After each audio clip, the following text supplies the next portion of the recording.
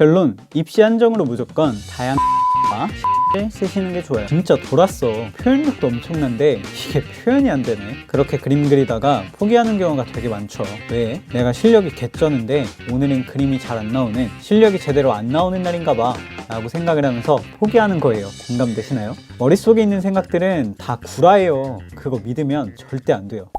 안녕하세요, 예금이들, 깝지입니다. 오늘은 머릿속에 있는 그 생각 잘 표현해 볼 수 있는 방법에 대해서 알아보도록 하겠습니다. 연출 잘하는 방법에 대해서 다룬 영상입니다. 이 영상을 끝까지 보시면 연출을 어떻게 잘할 수 있을지 힌트를 알고 가실 거예요. 오늘 영상은 연출의 가장 중요한 부분, 연출을 잘하기 위한 방법, 자주 하는 실수에 대해 설명드릴 건데요. 기다리기 힘드실 거니까 바로 렛츠고! 연출의 가장 중요한 부분, 첫 번째, 즉 본질적인 부분입니다. 무엇을, 어떻게, 왜, 이 세 단어만 기억하세요. 연출의 사전적 정의는 사물을 표현할 때 그것을 효과적으로 보여주는 것이라고 되어 있습니다. 즉, 내가 표현하고 싶은 것을 효과적으로 보여주는 것이라고 생각하시면 돼요. 무엇을, 어떻게, 왜 보여줄지가 가장 중요해요. 연출은 동일한 스토리여도 그리는 사람에 의해서 천차만별로 표현이 돼요. 하나의 스토리를 가지고 수백 가지의 연출을 활용한 책도 있을 정도로 연출이라는 건 사람마다 스타일도 다르고 표현 방법도 각기 다르죠. 스타일보다 우리는 더 앞에 있는 연출의 본질인 무엇을 어떻게 왜 보여줄지에 집중해서 예시를 한번 보도록 하겠습니다. 예시는 칸만화 유형에서 주로 사용되는 2페이지 만화 형식으로 설명을 하도록 할게요. 자,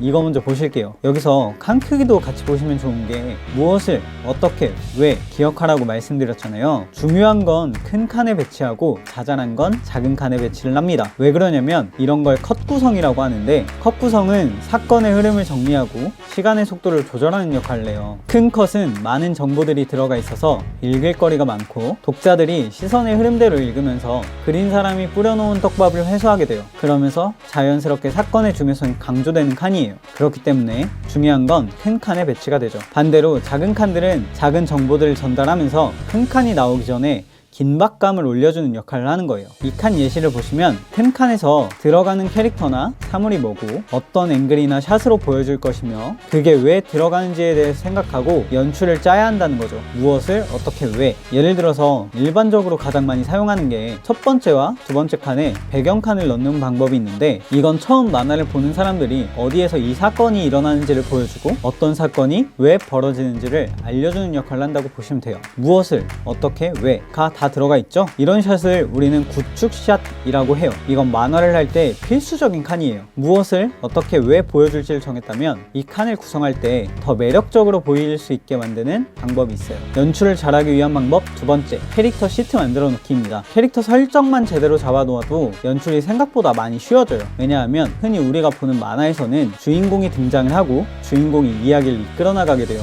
그래서 이 매력적인 주인공 혹은 캐릭터를 만들어 놓으면 자연스럽게 만화의 연출이 매력적으로 보일 수밖에 없게 되는 거죠. 매력적인 캐릭터를 어떻게 만드냐? 되게 쉬워요.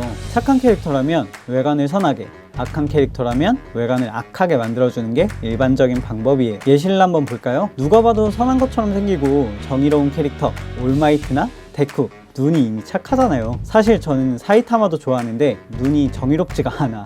악역 캐릭터도 한번 봐볼까요? 누가 봐도 악인 캐릭터 무잔, 그냥 나쁘게 생겼잖아요. 찢어진 동공에 눈 빨개가지고. 드래곤볼에 나오는 셀, 이런 애들 사절지 안에서 연출을 끝내야 한다 라는 한계가 있기 때문에 사실 입시 만화에서는 이렇게 특색만 제대로 보여줘도 충분해요. 여기서 조금 더 발전한 방법은 이걸 한번 꼬아서 굉장히 무섭게 생긴 캐릭터인데 엄청나게 착한 캐릭터를 보여줘도 좋고, 엄청 착하게 생겼지만 사실 알고 보면 악역인 캐릭터를 보여주는 것도 매력적인 연출을 하는데 굉장히 도움이 많이 됩니다. 자, 그래서 캐릭터를 정했으면 캐릭터 시트를 만들어 보는 거예요. 앞에서 볼 때, 옆에서 볼 때 다양한 각도에서 바라본 장면들을 그림으로 그려놓고 창작을 하는 거죠. 어린아이, 학생, 성인, 중장년, 노인 캐릭터를 함께 만들어 보는 것도 굉장히 도움이 됩니다. 무엇을, 어떻게, 왜 보여줄지 정했고, 매력적인 캐릭터를 그리는데도 불구하고 연출이 어색한 경우도 있어요. 왜 그러냐면 세 번째, 연출에서 자주 하는 실수가 들어가 있을 가능성이 높습니다. 크게 세 가지 정도가 있는데요. 1번, 대갈치기, 2번, 같은 앵글 반복하기,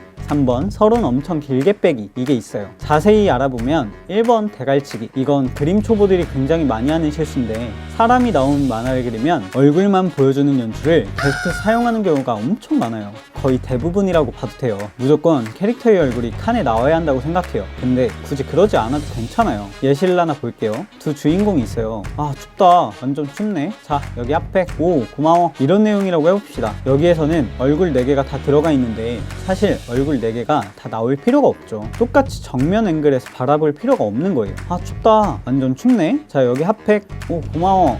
이렇게 하면 다른 소재를 넣어서 표현을 했는데 더 재미있는 만화로 변하는 게 느껴지시나요? 단순했던 그림이 살아나는 거죠. 여기서 2번 실수도 같이 짚고 넘어갈게요. 2번 같은 앵글 반복하기, 이것도 마찬가지예요. 다시 처음 만화 보면 만화의 앵글이 다 똑같죠? 정면, 정면, 정면, 정면. 어때요? 되게 단조롭죠? 근데 두 번째는 앵글을 굉장히 다양하게 썼고 샷도 다양하게 사용했어요. 이러면 보는 재미가 살아나요. 정말 주의하셔야 하는 부분이에요. 특히 입시에서는 같은 앵글과 샷을 반복해서 그려주는 건 진짜 무조건 피해야 돼요. 왜냐면 입시라는 건 사절지에 내가 보여줄 수 있는 최고의 장면들을 모아서 보여주고 지원한 학교에서 잘 배우고 수업을 들을 수 있는지를 평가받는 건데, 앵글과 샷을 다양하게 쓰지 않는 건 많은 스킬들을 자체 봉인하는 꼴이에요. 그러면 좋은 결과를 받을 수 없겠죠? 결론, 입시 한정으로 무조건 다양한 앵글과 샷을 쓰시는 게 좋아요. 마지막 3번 서론을 엄청 길게 보여주는 거. 우리가 단행본을 내거나 웹툰을 그린다고 하면 사실 서론을 길게 보여주는 건 정말 상관이 없습니다. 웹툰 52화 1년 정도 연재분을 기본으로 깔고 가기 때문에 거기서 1, 2화, 길면 3, 4화까지도 인물들의 설정이나 캐릭터들의 소개를 보여주는 화가 많이 나오죠. 하지만 입시는 사절지, 많아봐야 2페이지라는 한계점을 가지고 있기 때문에 서론을 엄청 길게 보여주는 건 정말 하면 안 돼요. 근데 많은 학생들이 연출을 할 때 내 캐릭터가 진짜 좋고 잘생기고 예쁘고 멋있고 자랑스럽기 때문에 그림의 절반 이상이 캐릭터 설정으로 도배되어 있는 경우가 흔합니다. 그러면 이야기는 언제 보여주고 긴장감은 언제 끌어올리고 이야기의 결말을 언제 낼 거냐고. 그러지 말고 3칸 정도 안에 기승전결의 기를 끝내버리고 마지막 3칸 안쪽으로 결 넣어주고 승전으로 이야기를 많이 채워주는 편이 훨씬 좋습니다. 그래야 보는 사람들이 이해가 쉽고 연출이 좋다고 평가를 할 수 있어요. 이건 첫 번째 연출의 본질과도 맞닿아 있는 부분이에요. 무엇을 어떻게 왜 보여주는가에서 왜 보여주는지에 대한 이유가 명확한 거죠. 서론이 너무 길면 그림이 너무 설명충화되거나 나만 재밌는 만화가 되기 쉬워요. 앞에서 소개해드렸던 실수만 안 하셔도 연출하는 부분에 있어서 중간 이상은 먹고 들어가지 않을까 라고 생각합니다. 오늘 제가 알려드린 내용은 연출과 만화에 관련된 6권의 책을 읽고 중요한 부분을 요약해서 소개를 해드린 거예요. 저는 대전에 있는 입시미술학원에서 담임 선생님 역할을 8년째 하고 있는데 그림을 그리면서 저도 제일 많이 어려웠던 게 연출이었어요. 가르칠 때도 마찬가지고요. 그래서 제가 부족한 부분을 많이 느껴서 공부를 많이 했고 지금도 계속 좋은 작품들을 보거나 아니면 참고 서적들을 보면서 공부를 해나가는 중이에요.